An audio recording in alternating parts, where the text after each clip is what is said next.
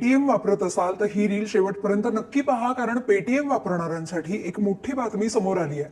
Reserve bank of इंडियानं Paytm payments बँकेवर कठोर निर्बंध आणले आहेत. याचा अर्थ असा नाहीये की पेटीएम पूर्णपणे बंद होणार आहे किंवा तुम्ही लगेचच पेमेंट करू शकणार नाही आहात.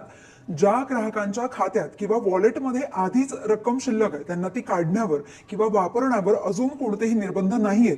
सामान्य UPI payment, QR code scan करून पैसे देणं हे अजूनही सुरू आहे, कारण ते तुमच्या दुसऱ्या बँकेशी लिंक असतं, पेटीएम पेमेंट्स बँकशी नाही.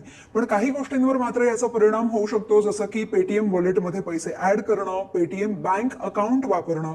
तुमचं वॉलेट किंवा फास्टॅग थेट पेटीएम पेमेंट्स बँकेशी जोडलं असेल तर ते दुसऱ्या बँकेकडे आता मायग्रेट करावं लागणार आहे, कारण पेटीएम बँकेचं कामकाज आणि व्यवस्थापन हे ठेवीदारांच्या हितासाठी नुकसानकारक असल्याचं आरबीआयला आढळून आलंय. यापूर्वी झालेल्या तपासात एकाच पॅन कार्डवर हजारो खाती उघडणं आणि केवायसी प्रक्रियेत गंभीर त्रुटी समोर आल्यामुळे आणि मनी लॉन्ड्रिंगची शंकाही बळवल्यानं हा निर्णय घेण्यात आल्याचं सध्या म्हटलं जात आहे. पण यात महत्वाचं म्हणजे सध्या तुमचे जे पैसे आहेत ते सुरक्षित आहेत. त्यामुळे आरबीआयनं स्पष्ट केलं की ग्राहकांनी घाबरण्याची गरज नाहीये. त्यांना पैसे काढण्यासाठी किंवा दुसऱ्या खात्यात ट्रान्सफर करण्यासाठी पुरेसे